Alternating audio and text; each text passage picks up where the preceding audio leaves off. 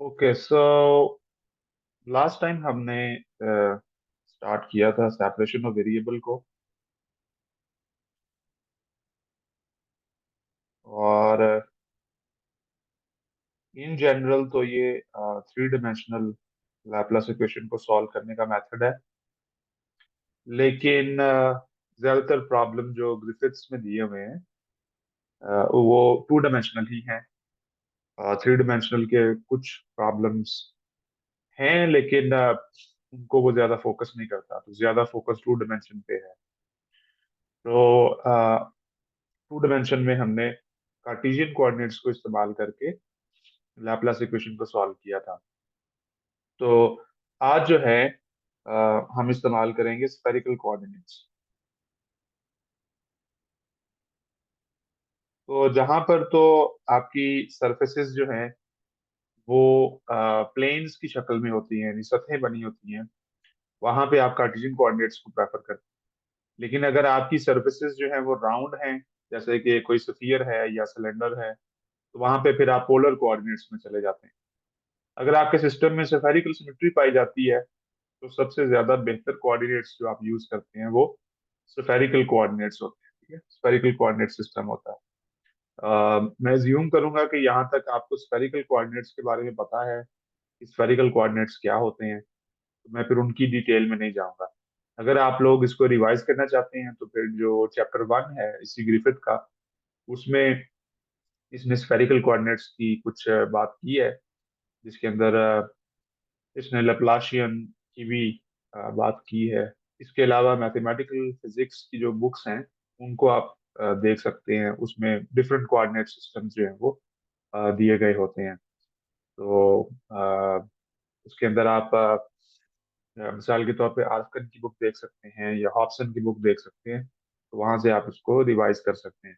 तो मैं अभी आज का जो लेक्चर है इसमें मैं एज्यूम करूंगा कि आपको स्फेरिकल कोऑर्डिनेट्स के बारे में पता है। और हमारा मकसद जो है वो अब उन स्फेरिकल कोऑर्डिनेट्स को यूज करके जो लैपलास इक्वेशन है वो सॉल्व करनी है। ठीक है, तो हमारा जो टारगेट है वो है solve del square V equals 0। ठीक है, तो ये इक्वेशन हमने सॉल्व करनी है। और ठीक है, तो इन जनरल जो लैप्लाशियन है उसकी जो वैल्यू है वो मैं लिख रहा हूँ। और दैट इज, अब इसको स्फेरिकल कोऑर्डिनेट्स में लिख रहे हैं, 1/r² partial by partial r, and then r square partial by partial r। ये रेडियल टर्म होती है, और चूंकि साथ v आना है तो यहाँ पे मैं v लिखूंगा। फिर प्लस 1/r² साइन थीटा,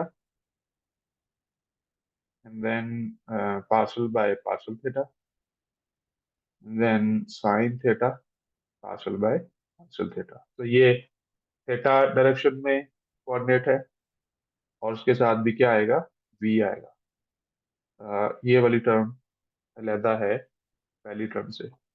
और फिर तीसरा जो है वो इसका कोऑर्डिनेट वो आएगा 1/r² sine square theta partial square by partial pi square, and then again v जो है वो आपका पोटेंशियल है, देन इक्वल टू 0। तो ये वो इक्वेशन है जी जिसको हम इस वक्त सॉल्व कर रहे हैं। और इसके अंदर आपको अब नजर आ रहे होंगे कि तीन जो है वो कोऑर्डिनेट्स हैं। r कोऑर्डिनेट है, थीटा कोऑर्डिनेट है, और फाई कोऑर्डिनेट है। तो इसका मतलब है कि हमने जो चीज फाइंड करनी है वो है v, और वो डिपेंड करेगा r पे, थीटा पे, और फाई पर। And that is what we want to find. So in general ये थ्री डायमेंशनल प्रॉब्लम है, क्योंकि इसके अंदर थ्री स्फेरिकल कोऑर्डिनेट्स आपको नजर आ रहे हैं। तो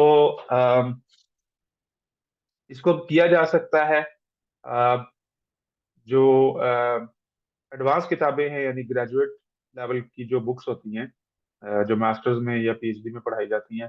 मिसाल के तौर पे क्लासिकल इलेक्ट्रोडायनामिक्स है, बड़ी फेमस किताब है जेडी जैक्सन की। तो वो इसको थ्री डिमेंशन में ही सॉल्व करता है डायरेक्टली। और भी कुछ किताबें हैं जो डायरेक्टली इसको थ्री डिमेंशन में ही सॉल्व करती हैं। किया जा सकता है, मुश्किल काम नहीं है, बहुत आसान है।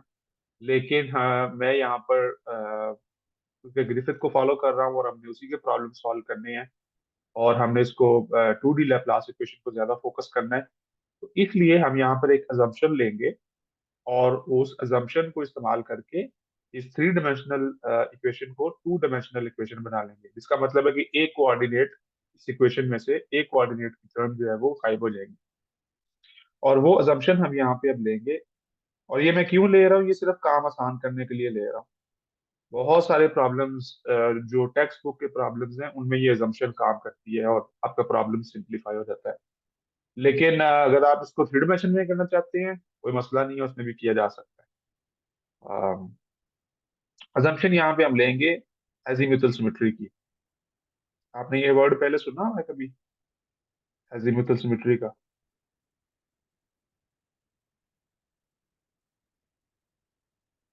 ठीक है, इसी को समटाइम्स स्फेरिकल सिमेट्री भी कहते हैं।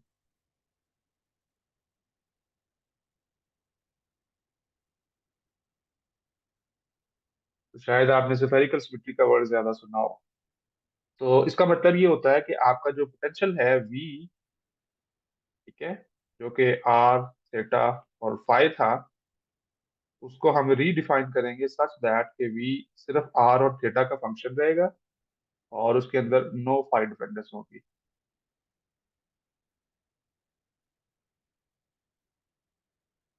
यानी अगर आपका पोटेंशियल जो है वो फाई डायरेक्शन के ऊपर डिपेंड ना करे, यानी आप आर थीटा फाई को अगर आप रिप्रेजेंट करना चाहें, तो आप यूं कर सकते हैं कि अगर मेरे पास ये एक कोऑर्डिनेट सिस्टम है, ठीक है, ये रेक्टेंगुलर कोऑर्डिनेट सिस्टम है, और उसके अंदर कोई स्फीयर है फॉर एग्जांपल। तो इस स्फीयर के अंदर अजीमुथल सिमेट्री पाई जाएगी सच दैट कि अगर इसके अंदर मैं एक इस स्फीयर की कि किसी भी पॉइंट के ऊपर जा सकते हैं, मैंने यहाँ पे सरफेस पे ये पॉइंट ले लिया है, तो इस वेक्टर की लेंथ जो है वो आर होगी, इसका जो एंगल है वर्टिकल के साथ वो थीटा होगा, और इसका एक मैं प्रोजेक्शन लूंगा नीचे, ठीक है, उस प्रोजेक्शन का इस एक्सिस के साथ जो एंगल बनेगा वो फाई होगा। ठीक है, तो ये अगेन वही स्फेरिकल कोऑर्डिनेट्स वाली बात है। ठीक है, इसको थोड़ा बड़ा करके मैं आपको दिखाता हूँ कि मैं यहाँ पे क्या बात कर रहा हूँ। ठीक है, तो आर जो है वो बेसिकली इस स्फीयर के रेडियस को रिप्रेजेंट कर रहा है, एंड थीटा जो है वो एंगल को रिप्रेजेंट कर रहा है। नॉर्मली जब डिफाइन किया जाता है तो इस एक्सिस को जी एक्सिस कहा जाता है, वर्टिकल को इस एक्सिस को एक्स कहते हैं, और इसको बल्कि इसको एक्स कहते हैं और इसको वाई कहते हैं। ये कन्वेंशन है, इट डजेंट मैटर कि आप किसको क्या कह रहे हैं। ठीक है, तो ये वाई है। सो और यहीं से फिर आप वो जो ट्रांसफॉर्मेशन ऑफ कोऑर्डिनेट्स है वो भी आप करते हैं ना, कि आप एक्स से एक्स को लिख सकते हैं r cos theta cos sine phi, y को लिखेंगे r sine theta sine phi, और जी को लिखेंगे आर कॉस थीटा। तो वो नॉर्मली इसको इस्तेमाल करके ही लिखा जाता है। अच्छा, अब इसमें होता ये है कि ये जो आर वेक्टर है, ठीक है, तो अगर ये इधर से इधर जाता है तो इसको हम कहते हैं कि ये थीटा डायरेक्शन में मूव कर रहा है। अगर इस वेक्टर की सिर्फ लेंथ चेंज हो रही है तो हम कहते हैं कि इसका रेड आर वेक्टर जो है वो आर वैल्यू जो है वो चेंज कर रही है। लेकिन अगर ये वेक्टर जो है ये इस तरह से रोटेट कर रहा है, ठीक है, लेट्स से मैं यहाँ पे कोई और ले लेता हूँ। तो लेट्स से ये इस जगह पे रोटेट कर रहा है आपका वेक्टर, ये जो येलो वाला मैंने बनाया। अगर इस सरफेस के ऊपर अगर आपका वेक्टर रोटेट कर रहा हो तो हम कहते हैं कि ये फाई डायरेक्शन में मूव कर रहा है। ठीक है, ये जो फाई डायरेक्शन में इसकी मोशन है ये एजीमुथल है, इसको ही एजीमुथल कहते हैं। और हम ये कह रहे हैं कि जब ये फाई के ऊपर मूव करेगा वेक्टर तो आपका पोटेंशियल चेंज नहीं होगा। ठीक है, तो इसको यहाँ पे हम स्फेरिकल सिमेट्री के मानों में ले रहे हैं। ये पॉइंट क्लियर हो गया कि एजीमुथल सिमेट्री या स्फेरिकल सिमेट्री क्या चीज है।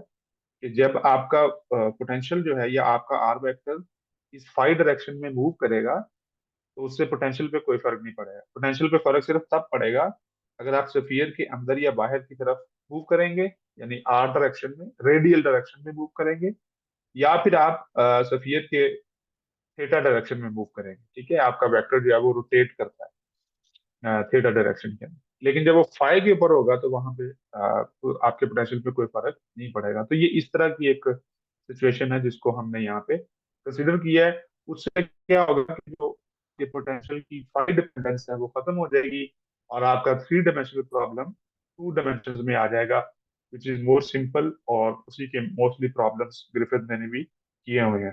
अगर आप जब आप टू डायमेंशनल प्रॉब्लम को कर लेंगे तो फिर थ्री डायमेंशनल करना उसके लिए मुश्किल नहीं होगा। ओके, सो ये स्फेरिकल कोऑर्डिनेट्स में अब इसको हमने सोल्यूशन करना है, तो यूजिंग सेपरेशन ऑफ वेरिएबल। क्योंकि अब आप देखें कि जो बल्कि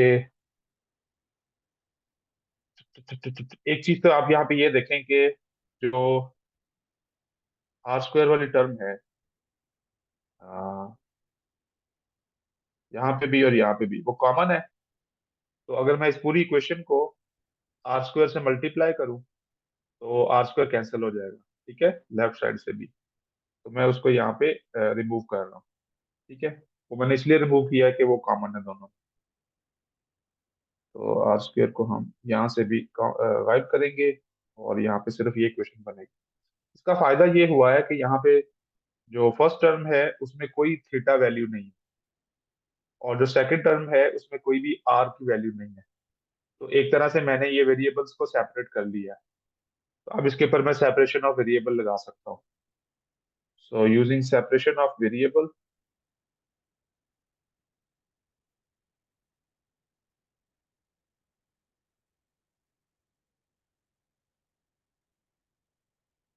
हम अपने potential V of r theta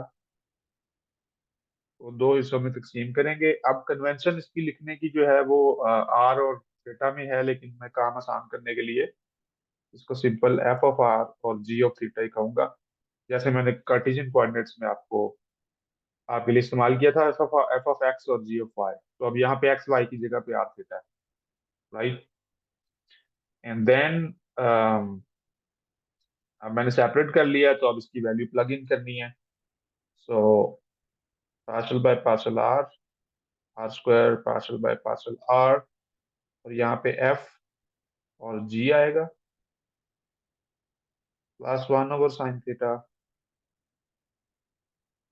partial by partial theta sine theta, and del by del theta F और G, that equal to zero. जो पहली टर्म है उसमें वो चूंकि आर डिपेंडेंस सिर्फ एफ के अंदर है, जी जो है वो थीटा पे डिपेंड करता है। तो यहाँ पे मैं जी को बाहर लिखूंगा, और बाकी सारी टर्म्स को यूं लिखा जा सकता है। और इसी तरह सेकंड टर्म में थीटा डिपेंडेंस सिर्फ जी के अंदर है, तो एफ को जो है वो मैं कॉमन ले सकता हूँ।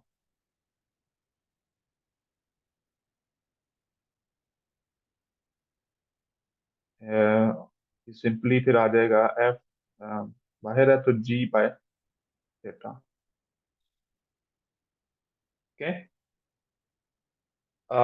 इसके बाद इस पूरी इक्वेशन को मैं डिवाइड कर लूंगा एफ जी के साथ। ठीक है, तो ये बनेगा one over F,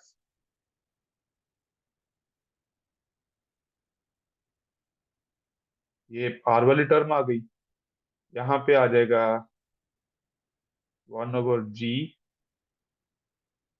sign theta, and then sine theta, and then equal to zero. ठीक है, यहाँ पे मैंने इस स्टेप पे क्या किया है, मैंने डिवाइड किया है बाय एफ जी।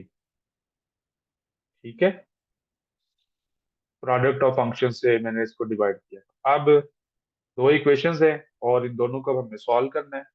वही आर्गुमेंट जो हमने पहले इस्तेमाल किया था कि अगर एक टर्म को दूसरी टर्म में ऐड करें तो आंसर जीरो आ रहा है। तो इस इक्वेशन को सेटिस्फाई करने के लिए एक ही तरीका है कि पहली टर्म और दूसरी टर्म दोनों कांस्टेंट हों, इस तरह से कि पहली का जो कांस्टेंट है वो दूसरी का नेगेटिव हो।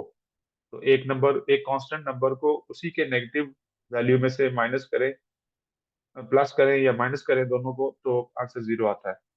सो इसकी जगह पे ईच ऑफ दीज टर्म्स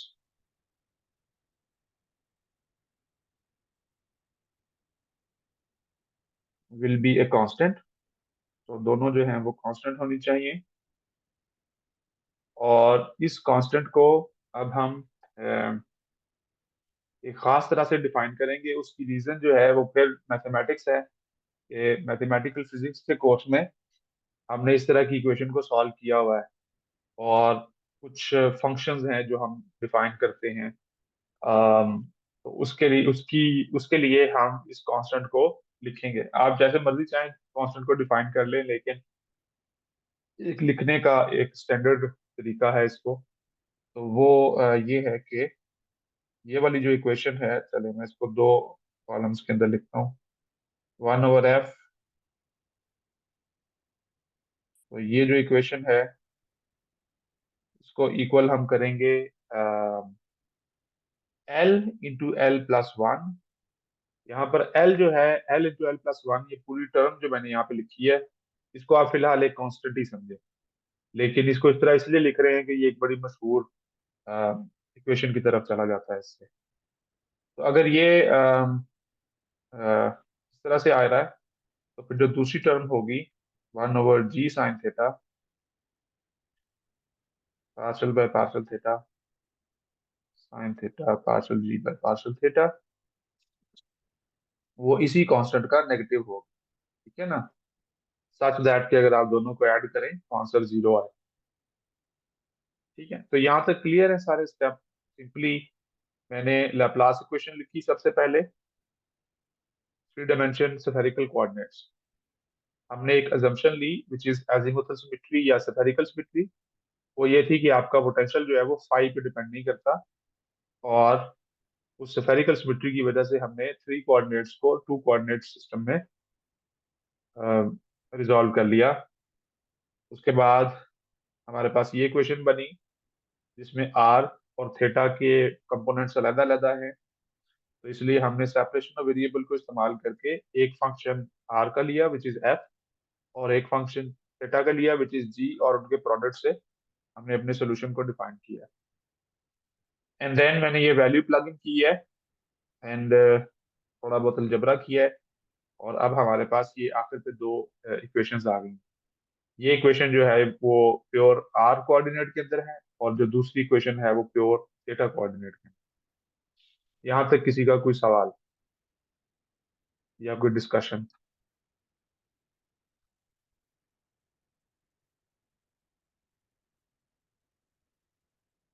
अच्छा, एक चीज तो चूंकि यहाँ पर सर एक हमने सेकंड। जी। सर एक मेरा कंफ्यूजन है, डायग्राम की तरफ थोड़ा मूव कीजिएगा। हाँ, हम्म। यहाँ पर हमने अजम्पशन ली कि फाई जो है वो हमारे पास निगलेक्ट हो सकता है, यहाँ हम उसे जीरो कंसिडर कर सकते हैं क्योंकि उसकी मोशन जो है। लेकिन अगर हम देखें मोशन थीटा और फाई की, अल्लाह सिमेट्री को थोड़ा विजुलाइज करके, तो वो दोनों सर्कुलर पाथ नहीं बन रहे। और थीटा की मोशन अलोंग द सर्कमफेरेंस है, तो फाई की भी तो ऐसे ही होगी। हम यहाँ पर थीटा को भी तो जीरो एज्यूम करके फिर भी दो कोऑर्डिनेट्स में आ सकते थे। हाँ, आमतौर पे ये और कन्वेंशन है, जैसे मैंने पहले भी कहा था। तो मेरे जहन में तो यही इसकी एक्सप्लेनेशन है कि जो थीटा जो है ना, इसकी जो रेंज होती है वो हम लेते हैं जीरो से पाए तक, और फाई जो होता है वो होता है जीरो से टू पाए तक। अच्छा, आप इस पूरे सिस्टम को चाहें तो घुमा लें। ठीक है, इसको मैं थीटा वाले को इधर ले आऊं, फाई वाले को इधर ले जाऊं।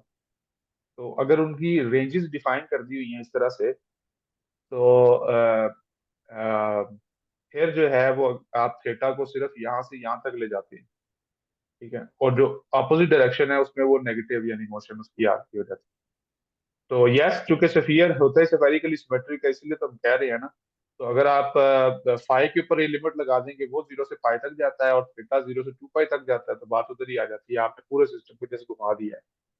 तो जी। आप समझ रहे हैं ना मेरी बात को कि यस। स्फीयर में, हाँ, अगर एक एक डायरेक्शन आपकी जी एक्सिस के अलोंग होती है, ठीक है, यानी एक ये है कि आपका जी एक्सिस जो, अगर आपको मेरी पेंसिल नजर आ रही है, तो जी एक्सिस फिक्स कर लें आप लेफ्ट से, और आपका सफियर जो है वो जी एक्सिस के गिर्द घूम रहा है, और जी आपका एक्सिस ऑफ रोटेशन बन गया है। तो ये है हम्म। फाई की मोशन, इसको हम जीरो और से टू पाई तक ले जा रहे हैं। दूसरी लेकिन जो, एक्सप्लेन, हम मॉडर्न सॉरी, फिजिक्स में, मॉडर्न फिजिक्स को थोड़ा देखें तो वहाँ पर एजीमुथल क्वांटम नंबर आता है और वहाँ उनकी रोटेशन भी ऐसे ही कुछ की जाती है। जो फाइनल ये रिजल्ट वही है, आया वही है। प्रॉब्लम है, ये मैं हाइड्रोजन एटम को ही सॉल्व कर रहा हूँ। बस ये जी है कि जी ये जो फंक्शन मैंने लिए हैं एफ और जी, ये वे फंक्शन बन जाते हैं, जी जी। सेम चीज है। यस। Thank you. और वहीं से बिल्कुल आपने ठीक है इसको पहचाना है, ये वही चीज है, अजीमुथल क्वांटम नंबर यहीं से निकलता है। लेकिन चूंकि अभी हम क्लासिकल इलेक्ट्रोडायनामिक्स कर रहे हैं, तो इसलिए मैंने इसका नाम नहीं लिया क्वांटम नंबर का। जी। Thank you. अच्छा, और किसी का कोई सवाल? फाई कांस्टेंट होने का मतलब ये है कि जी एक्सिस के अराउंड पोटेंशियल कांस्टेंट नहीं, फाई कांस्टेंट नहीं है आसिफ, फाई तो कोऑर्डिनेट है ना, फाई तो चेंज हो रहा है। यानी जब मैंने जी एक्सिस को फिक्स करके अपने स्फीयर को घुमाना है जी एक्सिस के गिर्द, तो फाई तो चेंज हो रहा है, मेरा r vector around the z axis घूमेगा, ठीक है, ये वाली मोशन वो करेगा। तो फाई चेंज होगा, फाई जाएगा 0 से 2 पाई तक, लेकिन उससे पोटेंशियल कांस्टेंट रहेगा, ठीक है। तो फाई को जब आप चेंज करेंगे तो वी चेंज नहीं होगा, ये मतलब है इसका, कि potential does not depend on phi coordinate. Potential सिर्फ इस पे डिपेंड करेगा कि आप उसको उसका आर कैसे चेंज कर रहे हैं और उसका थीटा कैसे चेंज कर रहे हैं। तो ये हैं दो इक्वेशंस अब, जिनको अब हमने सॉल्व करना है। और जैसे मैंने पहले बताया कि ये बड़ी स्टैंडर्ड इक्वेशन है। अच्छा, उससे पहले एक काम ये करते हैं कि चूंकि अब हर इक्वेशन जो है वो सिर्फ एक कोऑर्डिनेट पे डिपेंड करती है, तो लिहाजा ये पार्शियल डिफरेंशियल इक्वेशन की बजाय ऑर्डिनरी डिफरेंशियल इक्वेशन बन गई है। तो लिहाजा मैं पार्शियल डेरिवेटिव को रिप्लेस कर रहा हूँ ऑर्डिनरी डेरिवेटिव्स के साथ। और यही हम करना चाह रहे होते हैं ना सेपरेशन ऑफ वेरिएबल में, कि पार्शियल डिफरेंशियल इक्वेशन को ऑर्डिनरी डिफरेंशियल इक्वेशन में ले जाएं।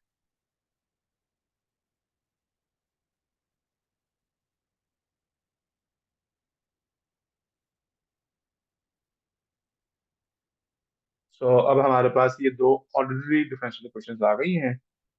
इनको अब हम वन बाय वन सॉल्व करेंगे। इन इक्वेशंस के वैसे नाम भी हैं। अम, जो पहली इक्वेशन है इसको आमतौर पर रेडियल इक्वेशन कहते हैं, क्योंकि इसमें रेडियल कोऑर्डिनेट है। और दूसरी का पता नहीं कोई नाम है या नहीं, लेकिन इसको आमतौर पे अगर फाई वाली टर्म भी इसके अंदर हो तो फिर हम स्फेरिकल हार्मोनिक कहते हैं, लेकिन फिलहाल उसकी फॉर्म जो है वो लेजेंडर इक्वेशन है, ठीक है। तो आप में से किसी को याद है लेजेंडर इक्वेशन? हमने डिफरेंशियल इक्वेशन का जो कोर्स किया था उसमें इसको हमने तफसील से देखा था, ये लेजेंडर इक्वेशन को, और उसके सोल्यूशन भी निकाले थे। एनी हाउ, तो वन बाय वन इसको सॉल्व करते हैं। पहले आप रेडियल इक्वेशन को देखें। अब रेडियल इक्वेशन जो है, अम, अम, इसका जो सोल्यूशन है, ठीक है, अगर आप निकालें तो पहले तो मैं इसको लिखूंगा d/dr, r² df/dr, then l × l+1। f से मैंने मल्टीप्लाई किया दोनों तरफ, तो f जो है वो यहाँ पे आ जाएगा। एंड देन अगर इस डेरिवेटिव को ओपन करें तो ये प्रोडक्ट रूल यहाँ पे लगेगा, तो ये बनेगा r² d² f/dr² एंड +2r, एंड देन df/dr, एंड फिर -l × l+1 into f equals 0। तो ये रेडियल इक्वेशन की फॉर्म है, और इस फॉर्म को हमने सॉल्व करना सीखा हुआ है। मैं उसकी डिटेल में फिर नहीं जाऊंगा, क्योंकि ये मैथमेटिकल फिजिक्स का जो हमने डिफरेंशियल इक्वेशन की प्ले लिस्ट है उसके अंदर भी ये इसका सोल्यूशन, इस तरह की इक्वेशंस का सोल्यूशन दिया हुआ है। तो ये लेजेंडर टाइप इक्वेशंस है। इनका जो सोल्यूशन आता है वो सोल्यूशन अब मैं डायरेक्ट लिखूंगा, that is f of r is equal to a into r to the power l plus b over r to the power l plus one. तो ये इनकी इसका जनरल सॉल्यूशन है, ठीक है, general solution to radial equation.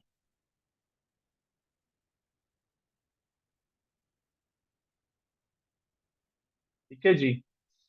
तो ये एक समझ लें कि आपके पास सॉल्यूशन आ गया है रेडियल इक्वेशन का। अब ए और बी जो है ये दो कोएफिशिएंट्स हैं, अननोन कांस्टेंट्स हैं, ये आपकी बाउंड्री कंडीशन पर डिपेंड करेंगे। तो यहाँ तक अभी हम इसको ऐसे ही रखेंगे। अम, क्या ये सोल्यूशन है, इसको चेक करने का तरीका ये है कि ये जो मैंने सोल्यूशन यहाँ पे आपको दिया है एफ ऑफ आर, इसकी वैल्यू आप इस वाली इक्वेशन में डालें और इसको वेरीफाई करें कि जो लेफ्ट हैंड साइड है वो जीरो के इक्वल आती है या नहीं आती। अगर वो जीरो के इक्वल आती है इस फंक्शन को इस्तेमाल करके, तो इसका मतलब है कि ये this is a solution to this equation. ठीक है, और मजीद इसकी तफसील जो है वो फिर आप डिफरेंशियल इक्वेशन वाले जो लेक्चर्स हैं उनमें देख सकते हैं। अच्छा, दूसरी तरफ अब आपके पास है थीटा इक्वेशन। तो थीटा इक्वेशन का भी सॉल्यूशन जो है वो हम निकालेंगे। तो जो थीटा इक्वेशन है, तो मैं थीटा इक्वेशन इसलिए कह रहा हूँ कि ये थीटा कोऑर्डिनेट पर डिपेंड कर रही है ना। सो पहले तो इस इक्वेशन को मैं दोबारा लिख लेता हूँ। सो ये यहाँ पर जो one over g sine theta वाली टर्म है इसको मैं मल्टीप्लाई करके राइट हैंड साइड पे ले जाऊंगा। तो ये इक्वेशन बन जाएगी d by d theta and then sine theta and then d g, sorry, sine theta d g by d theta, and this is equal to minus l to l plus 1 times sine theta into g भी कहीं पे आना था तो g of theta मैं यहाँ पे लिख लेता हूँ। एंड देन इस इक्वेशन को भी आप सॉल्व कर सकते हैं। इसको अगर पहले खोल लें तो ये बनेगी cos theta, right, dg by d theta and then plus sine theta d square dg by d square g by d theta square plus l plus 1 sin theta g of theta equal to zero. तो ये भी एक second order differential equation है। इसका जो solution है ये Legender form की, जैसे मैंने बोल पहले बताया कि ये लेजेंडर फॉर्म ऑफ इक्वेशन है। तो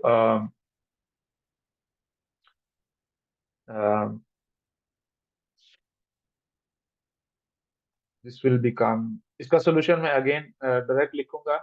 इसके सोल्यूशन होते हैं G of theta is equal to basically some constant, चाहे तो आप ले लें, कोई कांस्टेंट ले लें, ठीक है, सी ले लें, C times P L cos theta. तो ये इसके सोल्यूशन है, ये जो पी एल कॉस थीटा है, ठीक है। अगर एक्स को, अगर कॉस थीटा को एक्स कह लें तो आमतौर पे पी एल कॉस थीटा को यूं भी लिखा जाता है कि इसको हम डिफाइन कर लेते हैं P L x, where x is just cos theta, सिर्फ डिफाइन किया है, x is just a variable. तो ये जो पी एल एक्स है इसको हम कहते हैं लेजेंडर पॉलिनोमियल्स।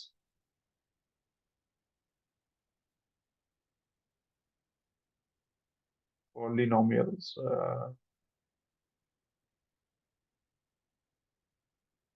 ठीक है। अम, और पॉलिनोमियल से ही इसका नाम पी रखा है। तो ये जो टर्म है पी एल एक्स, इसका मतलब होता है कि ये पी मीन्स के एक पॉलिनोमियल इक्वेशन है जो कि एल की पावर्स में आएंगी। पॉलिनोमियल का आपको पता है ना कि क्या होती है कि जैसे क्वाड्रेटिक इक्वेशन जो है वो एक पॉलिनोमियल इक्वेशन है, क्यूबिक इक्वेशन भी एक पॉलिनोमियल इक्वेशन है, ठीक है। तो ये बेसिकली पावर को शो करती है कि किसी इक्वेशन में जो वेरिएबल है उसकी पावर क्या है, वो पॉलिनोमियल इक्वेशन शो करती है। तो P L x basically solution है एक पोलिनोमियल इक्वेशन, और इस वजह से इसको लेजेंडर पोलिनोमियल कहते हैं, ये पोलिनोमियल फंक्शन कहते हैं। इसकी जो एक्सप्लिसिट फॉर्म है वो उसको हम एक फार्मूला से मालूम करते हैं, और वो फार्मूला होता है P L x is equal to 1/2 to the power L factorial d by dx L x square minus 1 power L। याद रहे यहाँ पे x से मुराद cos थीटा है, ठीक है, तो वो सर जस्ट उसको सिंप्लीफाई करके लिखने का एक मेथड है। तो इस चीज को बोलते हैं रोड्रिगस फार्मूला।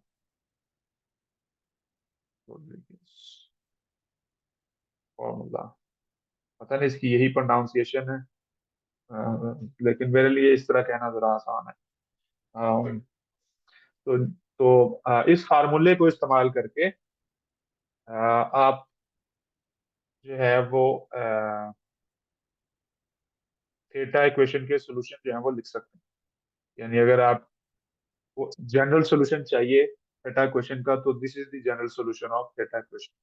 बिल्कुल जैसे हमने यहाँ पे रेडियल इक्वेशन का सॉल्यूशन लिखा है ना, तो वैसे ही यहाँ पे ये जो रोड्रिगस फार्मूला है ये बेसिकली आपको जनरल सॉल्यूशन देता है थीटा डायरेक्शन।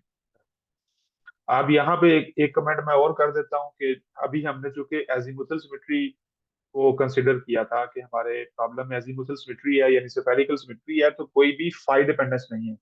अगर आपके सॉल्यूशन में फाई डिपेंडेंस हो ना, तो इसी रोड्रिगस फार्मूला की एक एडवांस फॉर्म इस्तेमाल होती है, और जिसको हम एसोसिएटेड लेजेंडर पॉलिनोमियल्स कहते हैं। और उसके अंदर जो है वो एक और क्वांटम नंबर आता है m, जो कि फिर मैग्नेटिक क्वांटम नंबर या एजीमुथल क्वांटम नंबर जिस क्वांटम मैकेनिक्स में जिसको कहते हैं, तो वो यहाँ पे आ जाता है। लेकिन फिलहाल अगेन हम टू डायमेंशनल प्रॉब्लम सॉल्व कर रहे हैं, तो ये उसकी टू डायमेंशनल फॉर्म है रोड्रिगस फार्मूला की।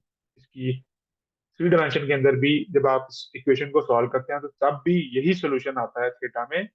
लेकिन होता यह है कि इसके अंदर एक और कोऑर्डिनेट हमें शामिल करना पड़ता है, जो कि जिसको हम एम कहते हैं समटाइम्स। और फिर हम लेजेंडर पोलिनोमियल की बजाय स्फेरिकल हार्मोनिक से इसको रिप्रेजेंट करते हैं, which is Y l m, जो आपने शायद हाइड्रोजन एटम को सॉल्व करते वक्त क्वांटम फिजिक्स की बुक्स में देखा हो। तो खैर अभी हम उसकी उसकी तरफ नहीं जाएंगे। सिंपल दो पार्ट्स थे, दोनों को हमने सॉल्व किया था। लेजेंडर पॉलिनोमियल्स की कुछ थोड़ी सी अगर देखना चाहें तो डिफरेंट एल वैल्यूज के ऊपर आप इसको देख सकते हैं। मसलन अगर मैं एल को 1 पुट करूं तो इसको हम कहते हैं P1x, और अगर आप एल को 0 पुट करें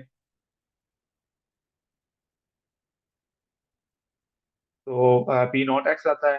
एंड देन सारा कुछ पावर्स में 0 है तो 1 हो जाएगा, 0 फैक्टोरियल भी 1 है, P0x 1 होगा। इसी तरह अगर आप एल को 1 पुट करें तो P1x जो है, ये बड़ी मशहूर पॉलिनोमियल्स हैं, और उनको आप प्लॉट भी कर सकते हैं। डिफरेंट प्रोग्रामिंग फंक्शंस जो हैं वो उनके अंदर यानी इतनी स्टैंडर्ड है कि अब आपको ये पॉलिनोमियल फंक्शन लिखना भी नहीं पड़ता कंप्यूटर के अंदर। अगर आप डायरेक्ट उनको कहें किसी भी प्रोग्राम में कि आप ये पॉलिनोमियल यूज कर रहे हैं लेजेंडर पॉलिनोमियल, तो वो ऑटोमेटिकली आपको उनके सोल्यूशन भी दे देता है, ग्राफ्स भी दे देता है। They are very standard by now. तो चंद एक जो ज्यादा इस्तेमाल होती हैं वो ये हैं 3x² - 1/2 एंड सो ऑन। ठीक है, अब बहुत सारी हैं तो वो चलती जाती हैं। ठीक है, तो बेसिकली हम यही कह रहे हैं कि ये जो पॉलिनोमियल है ये एल्थ ऑर्डर पॉलिनोमियल है, जो कि एक्स का फंक्शन है। ठीक है, सो बेसिकली एक फंक्शन ही है, एक पॉलिनोमियल ही है, फंक्शन है, लेकिन एल्थ ऑर्डर है, वेयर एल इज द। अब अगर एल की जो वैल्यू है वो ऑड होगी, जैसे L1 है, L3 है, तो आप देखेंगे यहाँ पे जो पॉलिनोमियल है उसकी पावर भी ऑड है। ठीक है, एल को 1 लिया है तो एक्स की पावर 1 आई है। इसी तरह अगर चले मैं लिखता हूँ L = 3 वाली इक्वेशन अगर मैं लिखूं, तो P3x जो है वो इक्वल होगा 5x³ -3x/2 आई गेस। हाँ, तो आप देखें जब L 0 है तो x की पावर 0 है, क्योंकि 1 को आप लिख सकते हैं ना x की पावर 0, वो 1 ही होगा। सो इवन एल के लिए इवन पावर की पोलिनोमियल है। जब एल 1 हुआ है तो एक्स की पावर क्या हो गई है, 1। तो ऑड पावर के लिए पोलिनोमियल की जो डिग्री है वो क्या हो गई, 1। एल इज इक्वल टू 2, तो यहाँ पे देखें एक्स की पावर 2 है। एल इज इक्वल टू 3, तो एक्स की पावर 3 है। तो इसका मतलब है कि जब एल इवन होगा, ठीक है, व्हेन एल इज इवन,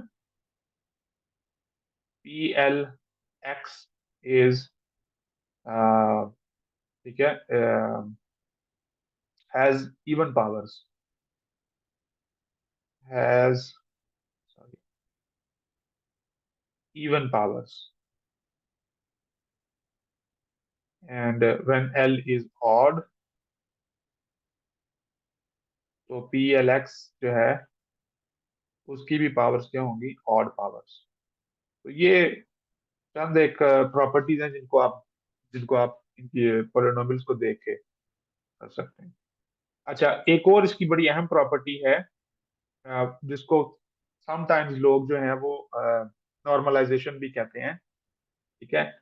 और वो ये है कि जो पी एल में अगर एक्स की वैल्यू 1 कर दें तो इसकी वैल्यू 1 होती है। ये बहुत अहम प्रॉपर्टी है, बहुत से प्रॉब्लम सॉल्व करते वक्त ये प्रॉपर्टी काम आएगी कि अगर x की वैल्यू 1 कर दें तो पी एल 1 जो है 1, and you can verify this, ठीक है, ये छोटा सा होमवर्क है, आप कर सकते हैं। x की वैल्यू 1 करें तो यू कैन फाइंड, मतलब यहाँ पे आपको नजर भी आ रहा है कि अगर मैं यहाँ पे x की वैल्यू 1 करूंगा तो पी एल 1 1 होगा, पी नॉट 1 तो ऑलरेडी 1 है। पी टू एक्स को देखें तो एक्स की वैल्यू अगर 1 कर दूं तो 3 माइनस 1 क्या होगा, 2। 2/2 की फिर क्या हो जाएगा, 1। इसी तरह पी थ्री एक्स को देखें तो एक्स की वैल्यू 1 करें तो ये बनेगा 5 - 3, क्योंकि एक्स 1 है तो 2/2 इज अगेन 1। तो आप इसको एक्सप्लिसिटली भी चेक कर सकते हैं और आप इसको डायरेक्टली इस फार्मूले में प्रूफ के तौर पे भी चेक कर सकते हैं। तो बेसिकली ये एक प्रॉपर्टी है जिसको समटाइम्स लोग नॉर्मलाइजेशन भी कहते हैं, ठीक है।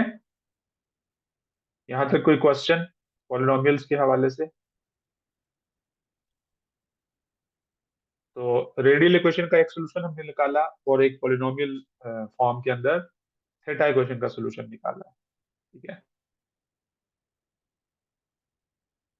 अच्छा, अब जरा वापस चलते हैं। यहाँ पे मैंने ये कहा था, यहाँ पे हमने देखा था कि जो लेजेंडर इक्वेशन हमने या थीटा इक्वेशन लिखी थी, ये सेकंड ऑर्डर डिफरेंशियल इक्वेशन, क्योंकि इसके अंदर सेकंड ऑर्डर है ना, सेकंड डेरिवेटिव आ रहा है थीटा के रिस्पेक्ट से। तो सेकंड ऑर्डर डिफरेंशियल इक्वेशन के तो दो सोल्यूशन होते हैं ना। तो हमने अभी तक सिर्फ एक सोल्यूशन लिखा है, विच इज रोड्रिगस फार्मूला, या ये वाला जो सोल्यूशन मैंने यहाँ पे लिखा हुआ है, ये एक ही सोल्यूशन अभी तक मैंने लिखा है, ठीक है। तो इसका जो दूसरा सोल्यूशन है वो क्या होगा, ठीक है? तो इसके दो इंडिपेंडेंट सोल्यूशन होना चाहिए। तो अब यहाँ पे भी एक जेनेरिक बात ये है कि जो सेकंड इसका सोल्यूशन है इस इक्वेशन का, वो हमेशा बिलो अप करता है किसी ना किसी वैल्यू ऑफ थीटा के ऊपर, ठीक है। यानी जो भी आप इसका सेकंड सोल्यूशन लिखेंगे जी ऑफ थीटा का, वो आपकी जो थीटा की रेंज है, क्योंकि थीटा जाता है 0 से पाई तक, अभी मैंने बताया था कि थीटा की जो रेंज है,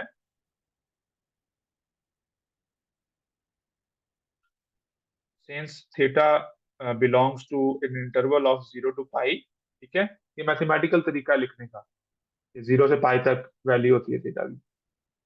तो सेकंड सोल्यूशन जो है वो अक्सर ब्लो अप कर जाता है, मतलब ये कि वो इन्फिनिट हो जाता है। तो जो सोल्यूशन ब्लो अप कर जाता है या इन्फिनिट हो जाता है, वो फिजिकल सोल्यूशन नहीं होता, तो हम उसको कंसिडर नहीं करते। हमारा जो सारा काम है वो सिर्फ इस पॉलिनोमियल, लेजेंडर पॉलिनोमियल से ही हमारा जो सोल्यूशन है वो कंप्लीट हो जाता है। सो फाइनली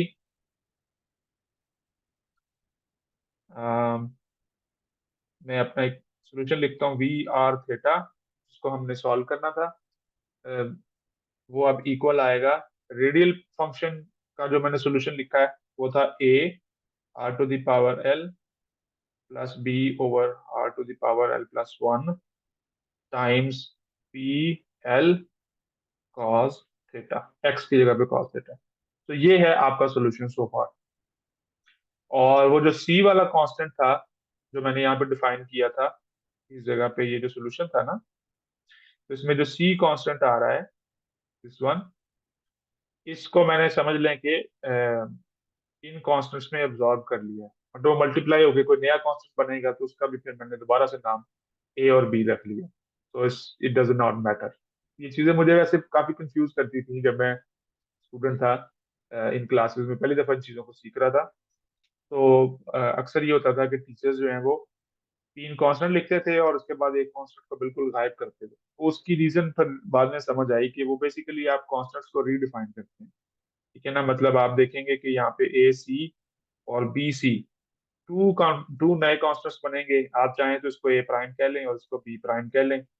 और ए प्राइम को मैं दोबारा से ए का नाम दे सकता हूँ और बी प्राइम को दोबारा से नहीं। अगर आपको ये कंफ्यूजन लगती है तो आप सिंपली यहाँ पे ए प्राइम बी प्राइम ले लें, इससे कोई फर्क नहीं पड़ता। आपने सिर्फ, क्योंकि कांस्टेंट की वैल्यू नहीं पता तो उसका जो मर्जी नाम रख लें। जब उसकी वैल्यू फिक्स हो जाएगी तो फिर वो फिक्स हो जाएगा। तो इसलिए नाम से आपने जो है वो परेशान नहीं होना। तो बेसिकली हमने अ, ये वाला जो कांस्टेंट था पोलिनोमियल के साथ उसको ए और बी में एब्जॉर्ब करके ए प्राइम बी प्राइम कह दिया।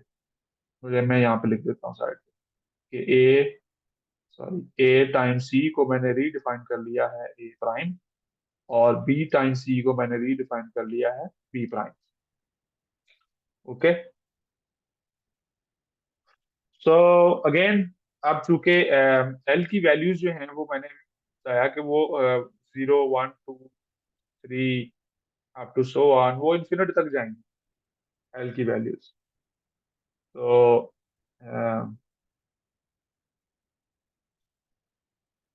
अब अगर इन्फिनिट तक जा रही हैं तो इसका मतलब है कि इसका जो सोल्यूशन है वो इन्फिनिट सॉल्यूशंस हैं। सो हर एल के लिए एक आपका वी आएगा। Every L has one solution for V. So अगर इन्फिनिट सॉल्यूशंस हो रहे हो तो फिर आप क्या करते हैं, जनरल सॉल्यूशन बनाने के लिए लीनियर कॉम्बिनेशन लेते हैं, बिल्कुल जैसे हमने कार्टेशियन कोऑर्डिनेट्स में किया था।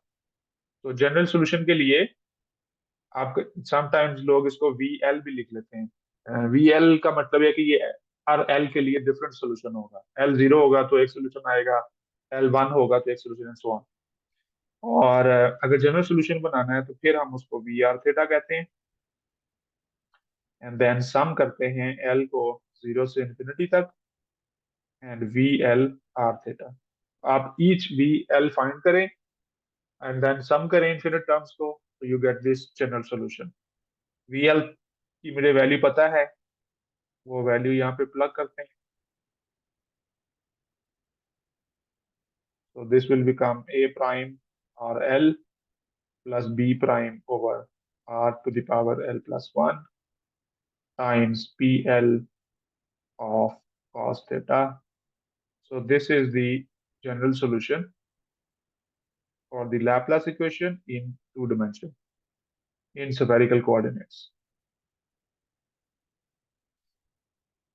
जी, कोई सवाल यहाँ तक, कोई क्वेश्चन, कोई बात समझ ना आई हो?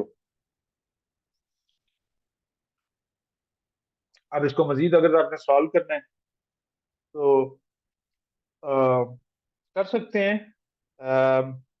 यहाँ पर कुछ एग्जांपल के जरिए जो है वो उसको मजीद समझेंगे कि फाइनल सॉल्यूशन कैसे आता है। क्योंकि यहाँ पे अभी तक मैंने ऑर्थोगोनैलिटी की बात नहीं की। याद है ना, दो चीजें होती हैं, स्टेप 6 और स्टेप 7 जो मैंने बताए थे, how to solve the problem using separation of variable. तो एक होता है कि आपने जनरल सॉल्यूशन लीनियर कॉम्बिनेशन से निकालना है, और दूसरा ये होता है कि आपने फोरियर कोएफिशिएंट्स निकालने होते हैं। तो फोरियर कोएफिशिएंट्स निकालने के लिए हम इस्तेमाल करते हैं ऑर्थोगोनैलिटी ऑफ द फंक्शंस। तो यहाँ पे जो है एक और चीज आएगी, वो है ऑर्थोगोनैलिटी।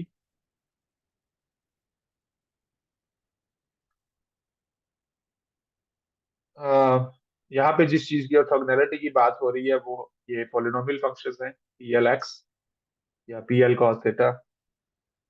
और उनको लिखा जाता है समटाइम्स 0 to पाई, क्योंकि थीटा की रेंज जो है वो 0 to पाई है ना।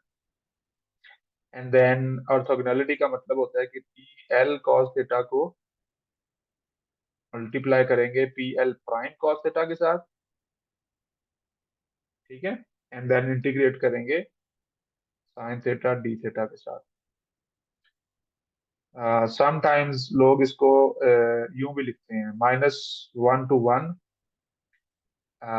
P L X, P L prime x और डी एक्स। और वहां और फिर एक्स जो है वो आपको पता है किसके इक्वल है, कॉस थीटा। ये बात समझ आई है आपको, ये जो मैंने अभी इस फॉर्म में या इस फॉर्म में दोनों को इक्वल लिखा है।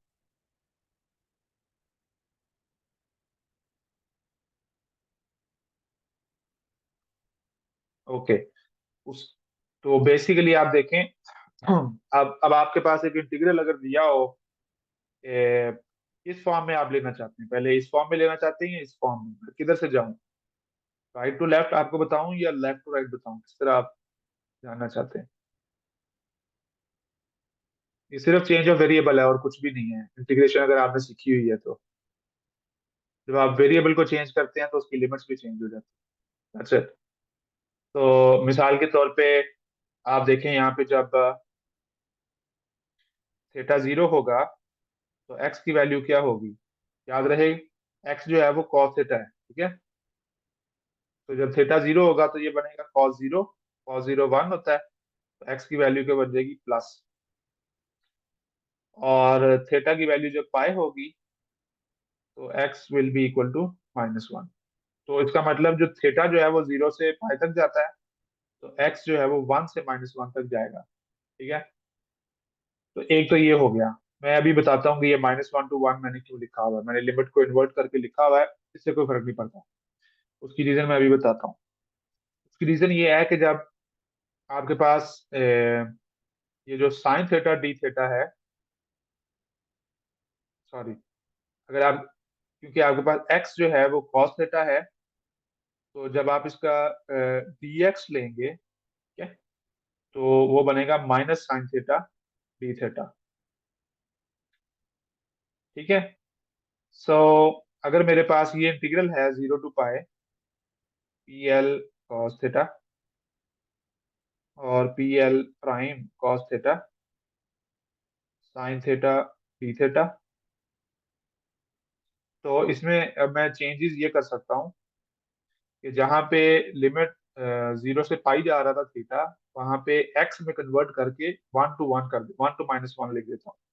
तो ये जाएगा +1 से -1 तक, लिमिट्स चेंज हो जाएंगी। जहाँ पे थीटा 0 है वहां पे एक्स +1 हो जाएगा, जहाँ पे थीटा पाई है वहां पे एक्स -1 हो जाएगा। पी एल कॉस थीटा की जगह पे मैं एक्स प्लग इन करूंगा, क्योंकि मैं सारी थीटा इक्वेशन को एक्स की फॉर्म में लिख रहा हूँ। पी एल प्राइम में कॉस थीटा की जगह फिर एक्स आएगा। और अब आप यहाँ पे देखें तो साइन थीटा डी थीटा जो है वो इक्वल होगा -डी एक्स के। सो एक माइनस मैं बाहर निकालूंगा और यहाँ पे एक्स आएगा। अब क्योंकि ये सिमेट्रिक है अराउंड एल, अराउंड एक्स, या अराउंड, मतलब इसकी लिमिट जो है वो 0 के से सिमेट्रिक है। सिमेट्रिक इंटीग्रल के अंदर ये होता है कि आप माइनस को अब्जॉर्ब कर लेते हैं और इंटीग्रल की लिमिट्स के को आप उल्टा सकते हैं। सो +1 to -1 जो है वो फिर -1 to +1 बन जाएगा।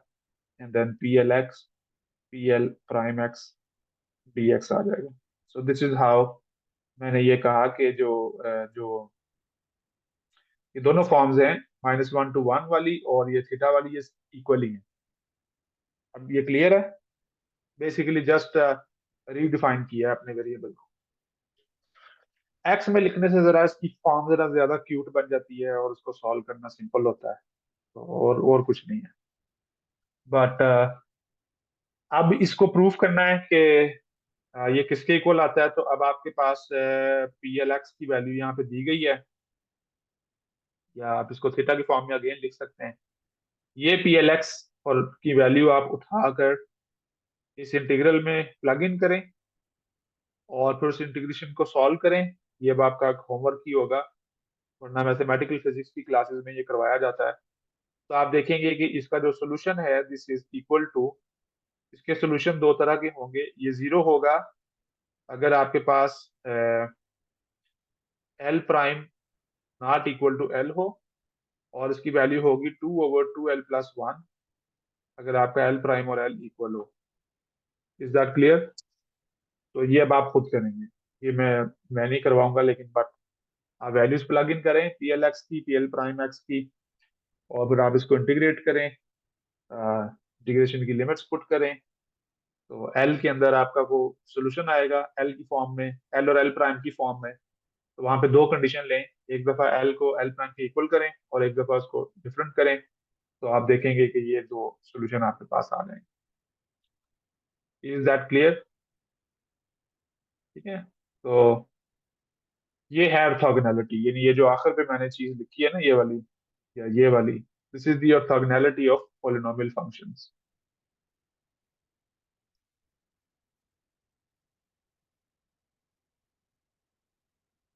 तो इसका मतलब है कि आपका जो जनरल सोल्यूशन होगा अब, वो यही होगा, two dimensional Laplace equation in symmetrical coordinates,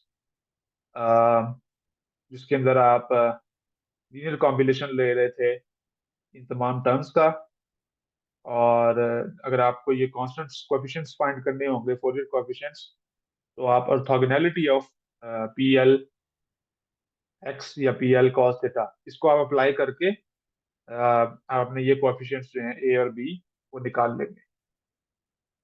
ठीक है। तो ये एक जनरल स्कीम है ऐसे प्रॉब्लम को सॉल्व करने की। एक स्पेसिफिक एग्जांपल अभी हम करेंगे, लेकिन उससे पहले किसी का कोई क्वेश्चन?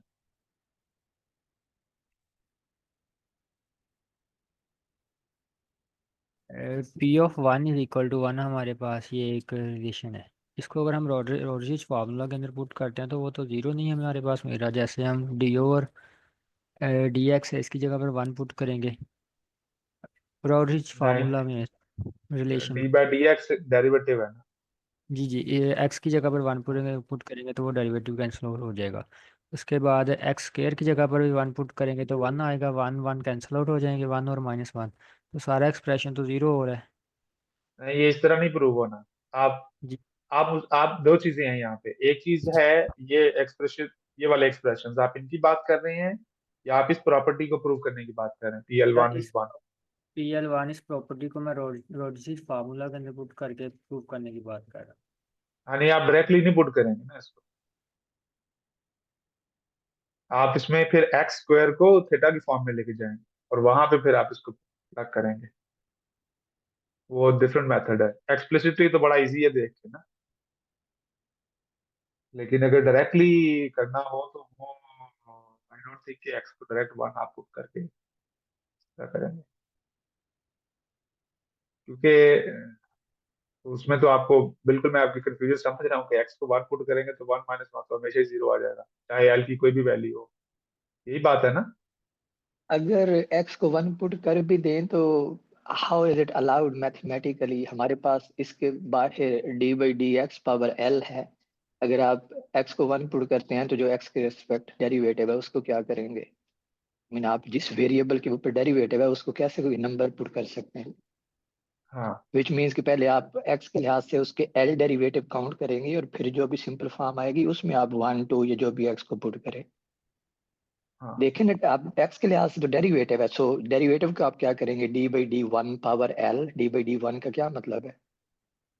सबसे सिंपल मेथड इसको प्रूव करने का यही था जो मैंने यहाँ पे लिखा है, कि आप एल की डिफरेंट वैल्यूज के लिए डेरिवेटिव्स निकाल लें। देखें ना, यहाँ पे एल की डिफरेंट वैल्यू में डेरिवेटिव लिया ही गया है, और फिर आप एक्स को वन पुट करेंगे। तो जनरली इसका क्या प्रूफ है मुझे अब याद नहीं है, कि बगैर एल की वैल्यूज पुट करके कैसे आप एल डेरिवेटिव लें, क्योंकि एल की वैल्यू तो इन्फिनिट तक जाती है। तो सिंपल मेथड यही होता है आमतौर पर मैथमेटिक्स में, पता नहीं इसको इंडक्टिव मेथड कहते हैं ये क्या, कि आप ईच टर्म को अलग अलग प्रूव करते हैं। अगर वो एल जीरो के लिए भी वैलिड है, एल वन के लिए भी वैलिड है, और फिर l is equal to some integer n के लिए भी वैलिड है, और फिर सम इंटीजर प्लस वन के लिए भी वैलिड है, तो इंडक्टिव लॉजिक के थ्रू आप कहते हैं कि ये फार्मूला, सॉरी, ये जो रिजल्ट है ये वैलिड। ठीक है, ये वाला। तो ये एक मेथड होता है मैथमेटिकली। बाकी जैसे फसी ने कहा, और मैं भी यही बात कर रहा था, कि एक्स को आप वन डायरेक्टली पुट करेंगे तो यहाँ तो कर लेंगे, लेकिन इसका क्या करेंगे? क्योंकि जब तक आप डेरिवेटिव नहीं लेंगे तब तक आप वैल्यू नहीं पुट करते वेरिएबल की। मसलन अगर सादा सी स्टूपिड सी एग्जांपल देखें तो मेरे पास है d/dx ऑफ x स्क्वायर, और अगर मैं कहूँ कि x की वैल्यू 2 है तो इसको आप ऐसे लिखेंगे d/d2 2 square. So this is just a nonsense, ठीक है। तो आप क्या करते हैं, आप कहते हैं कि मैं इस d/dx of x square find करूंगा, साथ इसके ये इस तरह करके लाइन लगा के नीचे x इक्वल टू 2 लिखते होते हैं। तो इसका क्या मतलब होता है कि आप पहले डेरिवेटिव लेंगे, डेरिवेटिव का जो रिजल्ट आएगा उसके बाद फिर आप x इक्वल टू 2 वैल्यू उसमें पुट करेंगे, तो फिर आपका आंसर ठीक आएगा। तो ये लॉजिक है यहाँ पे। एक प्रॉब्लम है जो यहाँ पे हम सॉल्व करना चाहते हैं, और वो प्रॉब्लम है सफियर का। और ये एग्जांपल है 3.7 ग्रिफिथ्स की बुक में।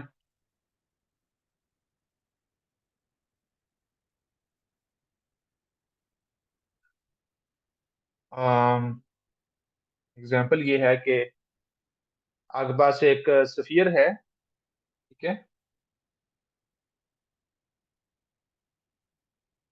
और उस सफियर का रेडियस जो है वो r है, गिवन है। और उस स्फीयर की सरफेस के ऊपर एक पोटेंशियल उसने स्पेसिफाई किया है v नॉट थीटा, ठीक है। अ, बल्कि पहले एग्जांपल 3.6 करते हैं, सॉरी, क्योंकि 3.6 और 7 एक जैसी ही है। एक में वो कहता है कि inside the sphere potential find करें, और एक में कहता है कि आउटसाइड भी करें। वो एक ही बात है, 3.6 और 7, लेकिन मैं इसको एक ही प्रॉब्लम बना के सॉल्व कर सकता हूँ। तो ये स्फीयर है और हमें ये कहा गया है, क्वेश्चन ये है कि इस स्फीयर के अंदर जो है वो पोटेंशियल फाइंड करें v इनसाइड, ठीक है। सो एक स्फीयर है, उसकी सरफेस के ऊपर पोटेंशियल बता दिया गया है v नॉट थीटा, और ये एक हॉलो स्फीयर है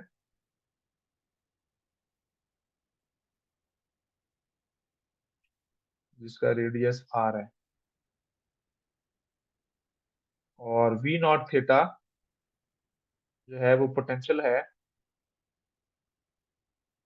given on the surface. Surface के ऊपर ये पोटेंशियल गिवन है। तो यहाँ से प्रॉब्लम को देख के नजर आ रहा है कि ये स्फीयर है, तो हम यहाँ पे स्फेरिकल कोऑर्डिनेट्स इस्तेमाल करेंगे। स्फेरिकल कोऑर्डिनेट्स इस्तेमाल करेंगे तो फिर मेरा सोल्यूशन जो है वो ऑलरेडी मुझे पता है, वो क्या होगा, वो होगा g l is equal to 0 to infinity A over, sorry A, sometimes A के साथ लोग एल लिखते हैं, और उसकी वजह ये है कि जैसे जैसे एल चेंज, हर एल के लिए एक सोल्यूशन है ना, तो हर एल वैल्यू के लिए एक सोल्यूशन है, तो उसका कोएफिशिएंट डिफरेंट होगा। तो एल इज इक्वल टू 0 के लिए डिफरेंट कोएफिशिएंट होगा, एल इज इक्वल टू 1 के लिए डिफरेंट होगा, एंड सो ऑन। तो समटाइम्स इस तरह भी इसको लिखा जाता है, प्लस बी, बी के साथ भी यही कम करेंगे हम, T l over are to the power L plus 1 multiply by P L cos theta. तो ये आपका सोल्यूशन है, ठीक है। अब इन साइड उसने बात की है और सरफेस के ऊपर पोटेंशियल दिया हुआ है। अब आप देखें कि इस एक्सप्रेशन के अंदर दो जगह पे आपको आर नजर आ रहा है। तो सफियर के अंदर जब इन साइड सफियर आप बात करेंगे तो सफियर के अंदर एक ऐसा पॉइंट है आर इज इक्वल टू 0, जिसको अगर मैं इस फार्मूले में पुट करूं तो जो सेकंड टर्म है ये ब्लो अप कर देगी, वो इन्फिनिट हो जाएगी। 1 over, sorry, B L over are to the power L plus 1, this goes to infinity, ठीक है ना। 1/0 जो है वो करेंगे तो वो इन्फिनिटी हो जाएगा। तो इसका मतलब है कि बी एल, और ये फिजिकल सिचुएशन नहीं है, इसको फिजिकल सिचुएशन बनाने के लिए मेरे पास एक ही रास्ता है कि मैं जो बी कोएफिशिएंट है इसको जीरो कर दूं।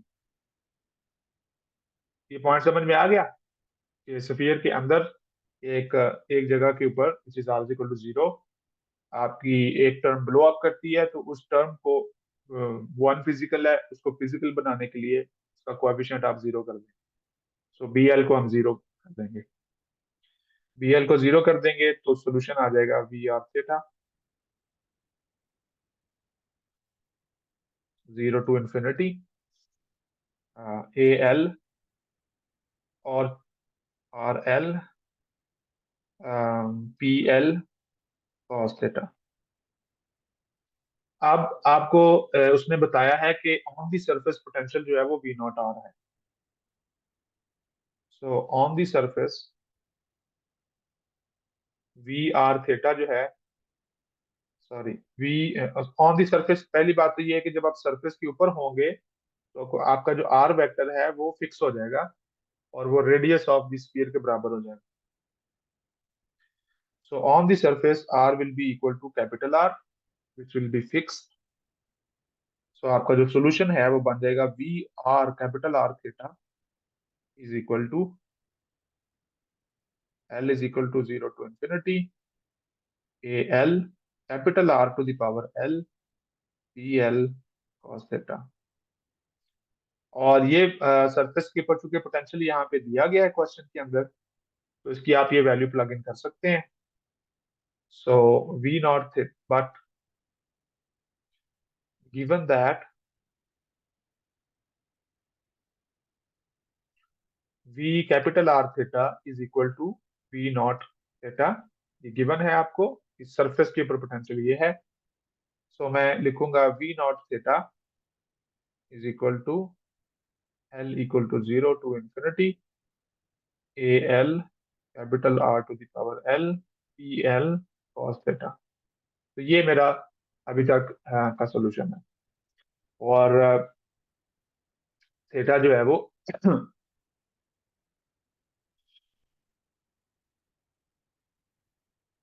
वो जीरो से पाई तक होगा। सो जीरो से पाई की थीटा वैल्यूज में मेरा ये सोल्यूशन वैलिड है।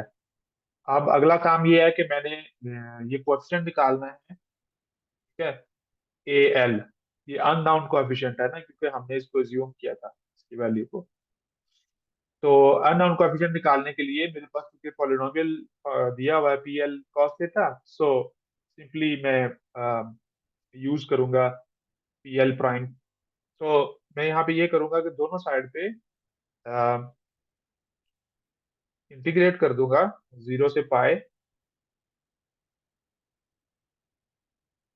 P L prime cos theta D theta. Left side पे भी मैंने P L prime sine theta D theta, sorry sine theta D theta, क्योंकि मैं एक्स की फॉर्म में नहीं लिख रहा। और राइट साइड के ऊपर भी मैं यही काम करूंगा, summation L equal to zero to infinity और zero to pi A L R to the power L P L cos theta. इस पूरी टर्म को मल्टीप्लाई कर देंगे P L prime cos theta sine theta D theta इसके साथ। Is that clear? तो simply मैंने यहाँ ऑर्थोगोनैलिटी लगानी है ना पी एल थीटा की, कॉस थीटा की। तो मैंने P L prime sine theta D theta को इंटीग्रेट कर रहा हूँ जीरो टू पाई, और ये मैंने दोनों तरफ इंटीग्रेट कर दिया है। अच्छा, अब ये जो राइट साइड के ऊपर चीज लिखी हुई है, अ, इसको हम इस्तेमाल कर सकते हैं इस तरह के। लेफ्ट साइड तो वही आएगी जो पहले थी, P L prime cos theta sine theta D theta. अब चूंकि इंटीग्रेट थीटा पे कर रहे हैं, सो आर की टर्म जो है उसको मैं बाहर निकाल लूंगा, ए भी बाहर निकल आएगा इंटीग्रेशन से, और मेरे पास ये सिंपल इंटीग्रल आ जाएगा zero to pi and then E L cos theta, P L prime cos theta, sine theta, D theta. और अभी हमने ये ऑर्थोगोनैलिटी रिलेशन देखा है जो मैंने ऊपर आपको बताया था, और वो ये था कि ये जब एल और एल प्राइम इक्वल होंगे तो इसकी वैल्यू 2/2l+1 होगी। कहाँ गया अभी जो हमने डिफाइन किया था, हाँ ये वाली चीज। ठीक है, ये इंटीग्रल या ये इंटीग्रल एक ही चीज है। तो इसका रिजल्ट तभी आएगा जब एल और एल प्राइम इक्वल होंगे, और वो रिजल्ट होगा 2/2l+1, अदरवाइज वो जीरो होगा। सो मैं इसको रिप्लेस कर सकता हूँ 2/2l+1 से। सो दिस विल बिकम, तो इस समेशन के अंदर तो सारे एल आ रहे हैं ना, इसमें एल और एल प्राइम सब कुछ आ रहा है। तो अभी इसको जो हमने वैल्यू फाइंड किया है वो ये कह रही है कि इस समेशन में से जो हमें सम करना है तमाम टर्म्स का, सिर्फ वो टर्म्स नॉन जीरो होंगी जिनमें L is equal to L prime होगा। सो आमतौर पे लोग इसको क्रोनिकल डेल्टा से लिखते हैं, लेकिन मेरा नहीं ख्याल कि मुझे अक्सर जाना चाहिए। बहरहाल डायरेक्टली मैं यहाँ पे लिख देता हूँ कि इस समेशन में से सिर्फ जो टर्म्स बचेंगी वो ये टर्म्स होंगी। समेशन खत्म हो जाएगा, सम करने के बाद L is equal to L prime वाली टर्म्स बचेंगी, और जहां जहां एल आ रहा है मैं वहां पे एल प्राइम लिखूंगा। और इस इंटीग्रल की जो जो आंसर है वो क्या होगा, 2l प्राइम+1। ठीक है, यहाँ पे एक ये मुश्किल सा स्टेप शायद आपको लगे, लेकिन अगर आप देखें तो इसमें एल और एल प्राइम दो चीजें होती हैं। और जब आप बेसिकली इसका जो सोल्यूशन लिखते हैं ना, तो यहाँ पे समटाइम्स लोग इसको डेल्टा फंक्शन की फॉर्म में लिखते हैं, क्रॉनिकल डेल्टा की फॉर्म में। और फिर क्रॉनिकल डेल्टा की ये प्रॉपर्टी है कि वो समेशन में से सिर्फ चंक उन टर्म्स को पिकअप करेगा जिसमें एल और एल प्राइम इक्वल होंगे, बाकी टर्म्स जो हैं वो खत्म हो जाएंगी, जीरो हो जाएंगी।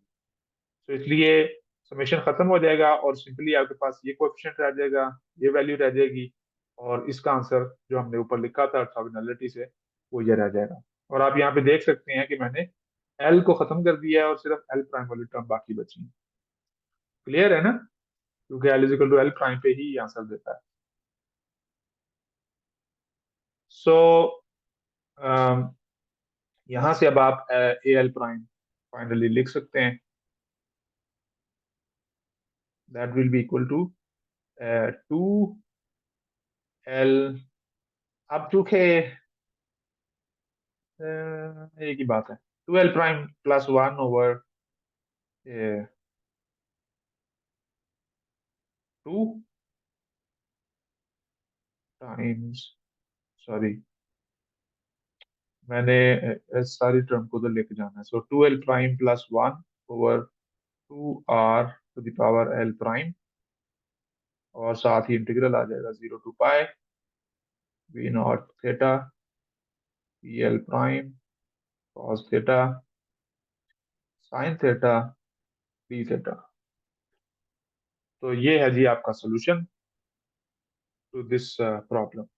ए एल प्राइम आप इससे निकालेंगे, इस इक्वेशन से निकालेंगे। ठीक है, और उस ए एल प्राइम को फिर आप यहाँ पे प्लग इन करेंगे तो आपको जनरल सोल्यूशन साइड मिल जाएगा। इसको वी इन भी आप लिख सकते हैं। So this is the solution to the problem कि आपको कहा गया था कि एक स्फीयर है, ठीक है, उसकी सरफेस पे पोटेंशियल है, तो अंदर बताएं पोटेंशियल क्या होगा। तो उसके अंदर पोटेंशियल ये होगा where A L can be find from this equation. ठीक है, क्लियर है। अच्छा, अम, इसी तरह अगर आपको एग्जांपल 3.7 को अगर आप देखें,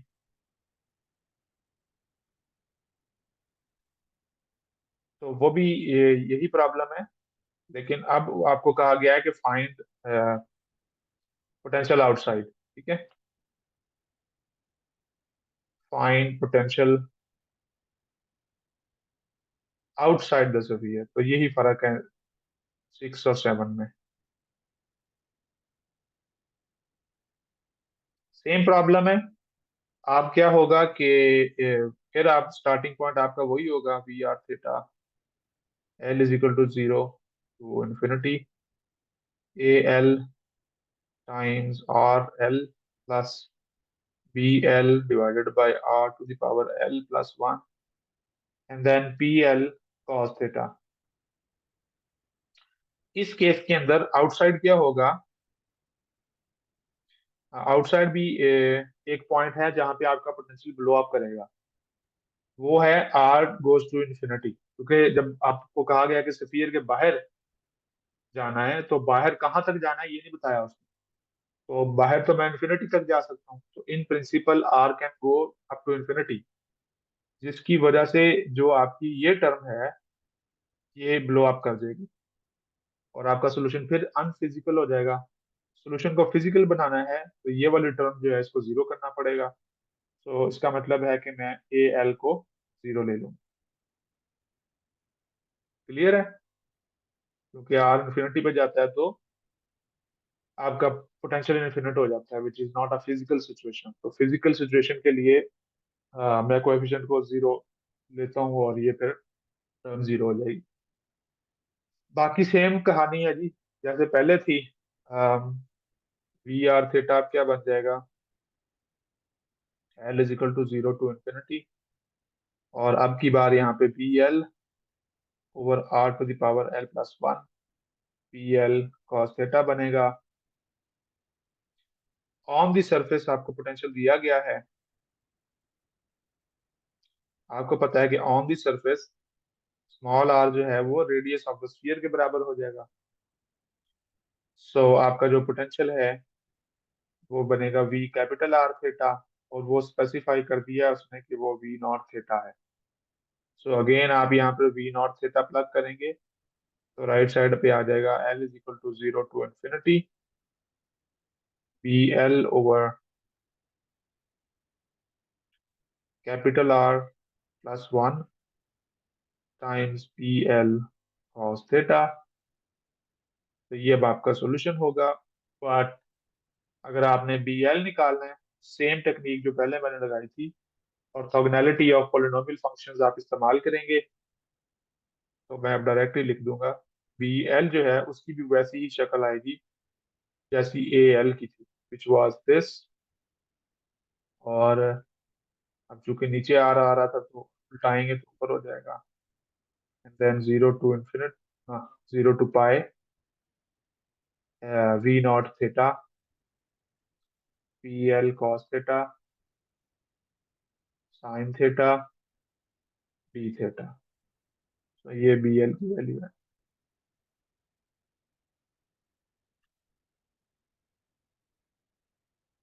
ठीक है, तो आउटसाइड आपको बी एल कोएफिशिएंट फाइंड करना है और इनसाइड आपको ए एल कोएफिशिएंट फाइंड। तो आपका सोल्यूशन जो है वो, जनरल सोल्यूशन जो है वो इस फॉर्म के अंदर था।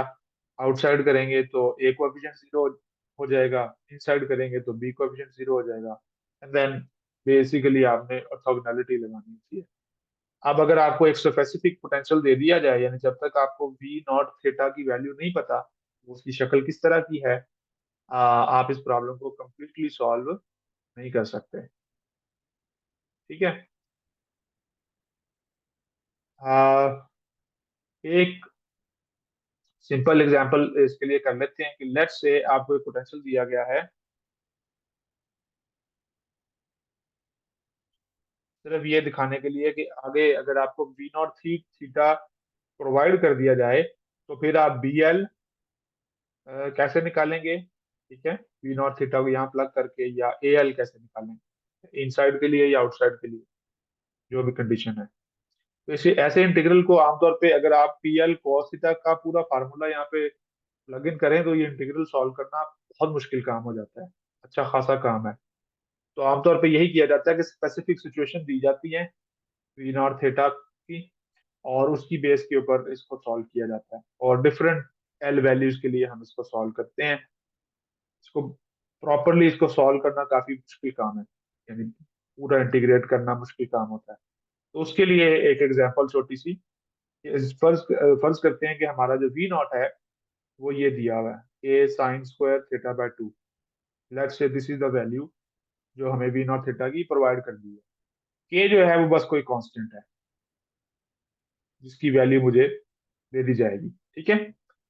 तो अब एक तरीका तो ये है कि इस वी नॉट को हम प्लग इन करें और सॉल्व करें। ठीक है, यहाँ पे यानी इसकी वैल्यू प्लग करें और फिर पी एल कॉस थीटा की वैल्यू प्लग करें और उसको सॉल्व करें। लेकिन एक सिंपल मेथड जो आमतौर पे इस्तेमाल किया जाता है, जो कि ट्रिक है, वो ये कि आमतौर पर जो पोटेंशियल दिए जाएंगे ना आपको टेक्स्ट बुक में, खास तौर पे वो ऐसी शक्ल के होंगे कि उनके ऊपर आप ट्रिग्नोमेट्री के फार्मूले लगा के या ट्रिग्नोमेट्री की आइडेंटिटीज लगा के उनको आप कॉस के फंक्शंस बना लेंगे। क्योंकि मुझे पता है कि जो पी एल कॉस थीटा है ना, ये कॉस के फंक्शंस है ना, इसमें डिफरेंट कॉस की पावर्स आती हैं, कॉस थीटा की पावर्स आती हैं।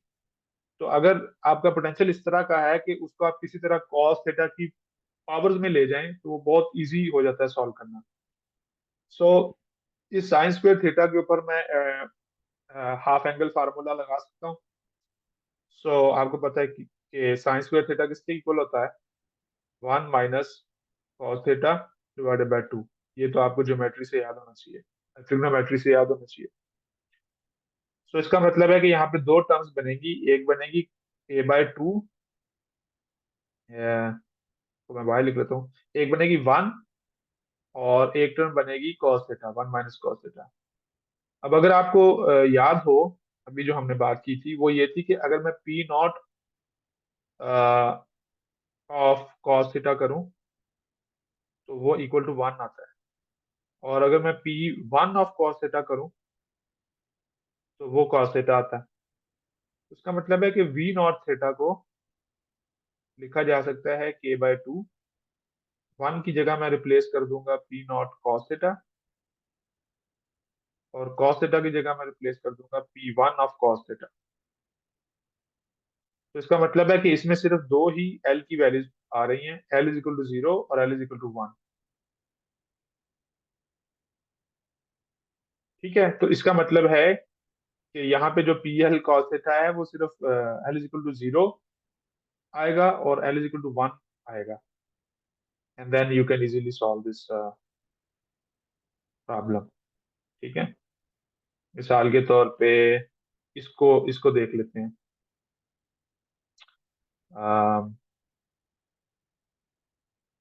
सो L = 0 के लिए आप सॉल्व करेंगे तो बनेगा a0। ठीक है, तो L = 0, ये 1 बन जाएगा, r⁻0 भी 1 बन जाएगा, तो ये 1/2 आएगा। एंड देन वी नॉट जो है L = 0 के लिए वो 1 है, पी नॉट जो है वो भी 1 है। तो इसको अब आप सॉल्व कर लें तो आप a0 निकाल लेंगे। सिमिलरली आप L = 1 करें। ठीक है, यहाँ पे 1 पुट करें तो ये सारी जगह पे जहाँ जहाँ L है 1 वैल्यू पुट करें, वहां से आप a1 निकाल लें।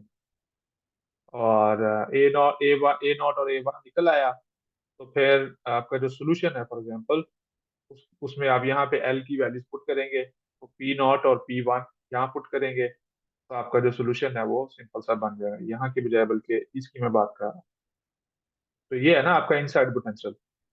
तो इस सम के अंदर आपको अब पता चला है कि सिर्फ दो टर्म्स आएंगी।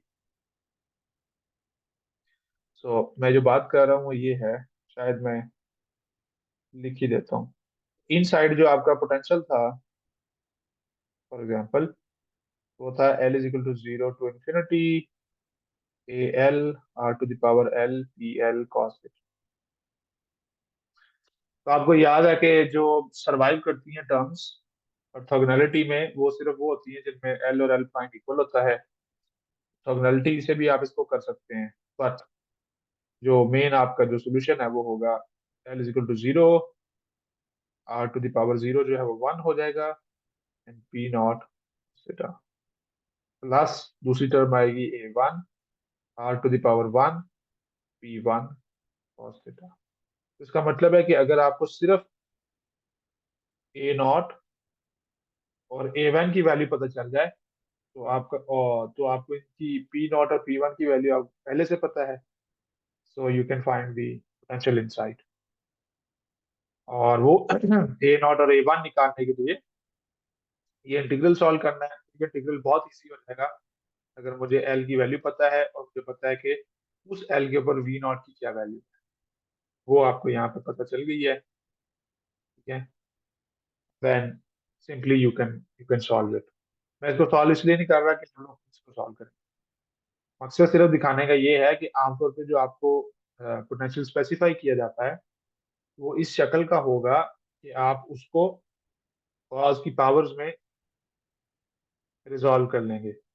cos की पावर में रिजॉल्व करेंगे तो वहां से ये पहचानना इजी हो जाएगा कि वो लीजेंडर पॉलिनोमियल की फॉर्म में इनको कैसे लिखना है।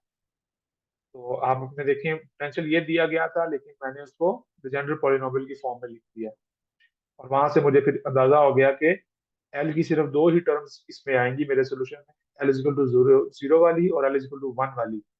तो अगर मैं अपने पोटेंशियल को में इन्फिनिट टर्म्स थी तो अब इन्फिनिट टर्म्स की जगह पे सिर्फ दो टर्म्स लिखूंगा, और दो ही कांस्टेंट मुझे फाइंड करने हैं, और वो कांस्टेंट मैं फिर अभी इजीली फाइंड कर सकता हूँ क्योंकि मुझे एल की वैल्यू पता चल गई है कि एल जीरो है और L one. Is that clear? तो ये ट्रिक्स आमतौर पर इस्तेमाल होते हैं उन पोटेंशियल्स के लिए जिनको आप कॉस की पावर्स की फॉर्म में लिख सकते हैं यूजिंग ट्रिग्नोमेट्री। तो यहाँ तक आज हम करेंगे। मेरा ख्याल है कि मैंने काफी इसके ऊपर डिस्कशन कर ली है। अगेन ये थ्री डायमेंशनल नहीं है, ये टू डायमेंशनल लैप्लास इक्वेशन है। इसमें सिर्फ दो वेरिएबल हैं, आर और थीटा। इससे दो इक्वेशन मिलती हैं, रेडियल और लेजेंडर इक्वेशन। लेजेंडर इक्वेशन का सोल्यूशन लेजेंडर पॉलिनोमियल था, रेडियल इक्वेशन का सोल्यूशन हमने लिखा, एंड देन उनका प्रोडक्ट लेके फाइनल सोल्यूशन आ गया। उसके बाद अगेन सेम टेक्निक है कि आप हर एल की वैल्यू के लिए आपको इन्फिनिट सॉल्यूशंस मिलते हैं for each L, one solution for each L. Then आप उनका लीनियर कॉम्बिनेशन लेंगे, वो जनरल सॉल्यूशन होगा। जनरल सॉल्यूशन में कोएफिशिएंट फाइंड करने हैं तो फोरियर ट्रिक या फोरियर ट्रांसफॉर्म इस्तेमाल की जाती है। इसके लिए आपको orthogonality of the general polynomials का पता होना चाहिए, and then you can find the coefficients. चलें, अगर किसी का सवाल नहीं है तो फिर यहाँ पे स्टॉप करते हैं।